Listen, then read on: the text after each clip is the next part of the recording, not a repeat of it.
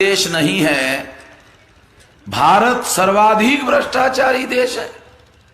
भ्रष्टाचारी नहीं है, सर्वाधिक भ्रष्टाचारी देश है, क्योंकि उन्होंने दो लिस्ट बनाई, एक भ्रष्टाचारी देश, एक सर्वाधिक भ्रष्टाचारी देश। तो भारत जो है वो सर्वाधिक भ्रष्टाचारी देशों में शामिल है।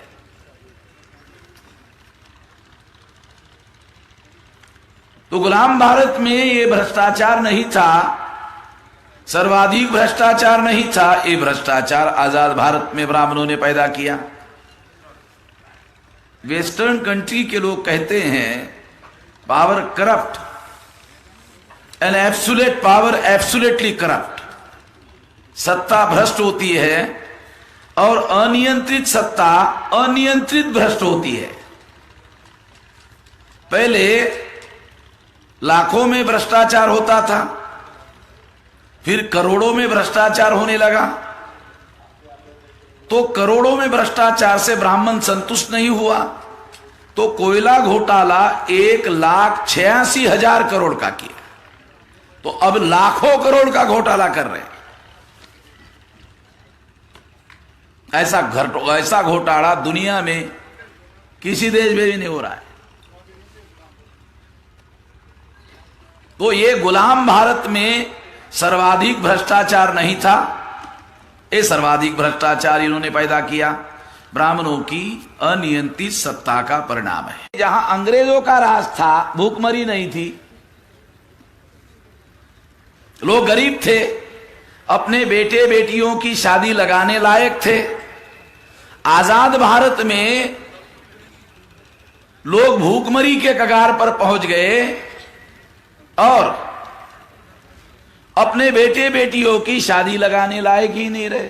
सरकार को अनुदान देना पड़ रहा है शादी लगाने के लिए, और शादी लगाने के नाम पर कुछ नए नए महात्मा खड़े हो रहे कि भाई 1,000 लोगों की मैं शादी लगाया, हो गया महात्मा। इसके लिए लोग महात्मा बन रहे। अब गरीब लोगों को लगता है 1,000 जोड़ों की शादी लगाया, ये तो महात्मा हो गया।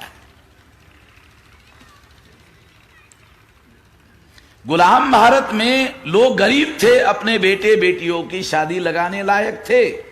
आजाद भारत में अपने बेटे बेटियों की शादी लगाने लायक ही नहीं रहे। महान देश है। तो ये भूखमरी के कगार पर अनियंत्रित सत्ता का तीसरा भयंकर परिणाम है कि उन्होंने भूखमरी के कगार पर लोगों को पहुंचाया। एक आतंकवाद, एक भ्रष्टाचार, एक भूखमरी। तो ऐसे बहुत सारे राष्ट्रीय स्तर के बड़े बड़े प्रश्न और बड़ी बड़ी समस्याएं इन्होंने पैदा की।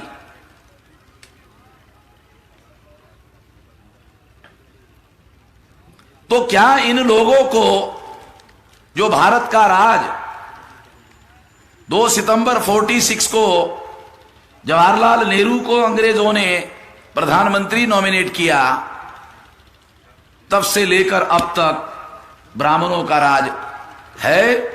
और जैसे जैसे दिन निकल रहे हैं वैसे वैसे ये राज कमजोर होने के बजाय मजबूत हो रहा है। पता नहीं ये बात सिखों को पता है या नहीं है। स्वर्ण मंदिर पर जो हमला हुआ, वो हमला अनियंत्रित सत्ता का परिणाम है।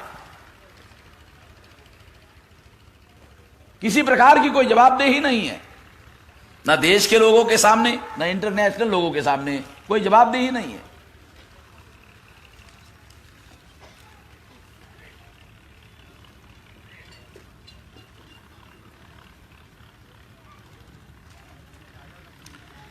तो इस तरह से ये सारे संकेत इस बात के सबूत है कि उन लोगों ने प्रजा को गुलाम बनाकर रखा है। तथाकथित आजादी का आंदोलन चलाया गया था, और आजादी मिलने के बाद ब्राह्मणों ने आजादी पर कब्जा किया और शहीदों के साथ विश्वासघात किया।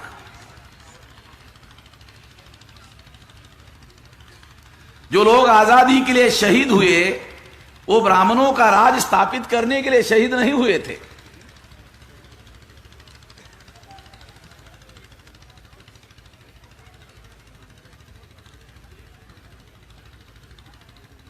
इतनी बड़ी बड़ी समस्याएं हैं इन्होंने पैदा की, तो हम ये नहीं कह सकते कि ये जो बड़ी बड़ी समस्याएं पैदा करने वाले जो शासक है वो नालायक है,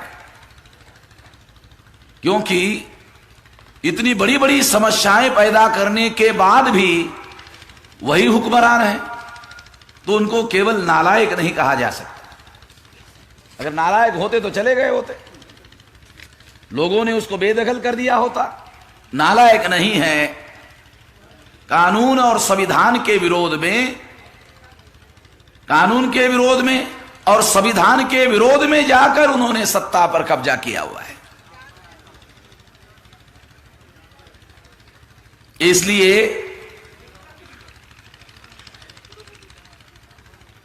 इसके विरोध में हमारे पास अब केवल मात्र एकमात्र उपाय बचा हुआ है। सारे उपाय प्रभावहीन हो गए हैं, मगर जो उपाय मैं बता रहा हूं वो उपाय प्रभावहीन होने वाला उपाय नहीं है। वो उपाय है राष्ट्रव्यापी संगठन होना चाहिए, राष्ट्रव्यापी आंदोलन होना चाहिए, आंदोलन को जन आंदोलन बनाना चाहिए। अगर हम आंदोलन को जन आंदोलन बनाते हैं और 6 लाख गांवों का आंदोलन खड़ा करते हैं तो हम लोग इस देश में आजाद हो सकते हैं। इसके अलावा किसी प्रकार का कोई उपाय नहीं है। और ये राष्ट्रव्यापी आंदोलन करने के लिए जो बैकवर्ड क्लास के तमाम लोग, जो जैन धर्म के हैं, बुद्धिस्ट लोग हैं, इस्लाम को मानने वाले लोग हैं, क्रिश्चियनिटी को मानने वाले लोग हैं, सिखिज्म को मानने वाले लोग हैं, लिंगायत धर्म को मानने वाले लोग हैं,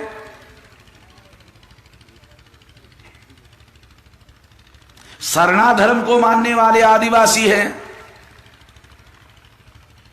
वो सारे लोग अगर मिलजुल कर आंदोलन का निर्माण करें तो मैं 200% गारंटी के साथ कह सकता हूं आप लोगों को, साउथ अफ्रीका में नेल्सन मंडेला ने जन आंदोलन चलाया, वो आजाद हो गए। हमारे लोगों ने गांधी को संत माना, गांधी को साधु माना, शैतान को साधु माना, शैतान को महात्मा माना, और हमारे लोगों ने गांधी का साथ दिया। हमारा साथ लेकर गांधी ने अपने आंदोलन को जन आंदोलन बनाया, और जन आंदोलन की वजह से 9 अगस्त 1942 को गांधी ने क्विट इंडिया मूवमेंट चलाया, भारत छोड़ो आंदोलन चलाया, और अंग्रेजों को वापस जाने का निर्णय लेना पड़ा। 9 अगस्त 1942 का आंदोलन गांधी का, क्विट इंडिया मूवमेंट, ये डू और डाई का मूवमेंट था, करो और मरो का निर्णय था, आंदोलन था। करो और मरो का जो आदेश गांधी ने दिया था, ये हिंसक आंदोलन था। ये प्रचार किया जाता है कि गांधी ने न ढाल उठाई, न तलवार उठाई, न गोली उठाई, न गोली चलाई, और बगैर तलवार के ही आजादी दिलाई, बगैर हिंसा के आजादी दिलाई। ये प्रचार झूठा है। गांधी ने 9 अगस्त 1942 को हिंसा करने का आदेश दिया था, राष्ट्रव्यापी हिंसा हुई थी, उसकी वजह से अंग्रेजों ने भारत से जाने का निर्णय किया था। मैं आप लोगों को हिंसा करने के लिए नहीं कह रहा हूं, मैं आप लोगों को जन आंदोलन करने के लिए कह रहा हूं। मिनिमम 3 करोड़ और मैक्सिमम 15 करोड़ लोग अगर हम सारे देश भर में सड़कों पर उतार देते हैं तो मेरा यकीन है, विश्वास है कि हम लोग आंदोलन को जन आंदोलन में रूपांतरित कर सकते हैं। और अगर हम ऐसा करते हैं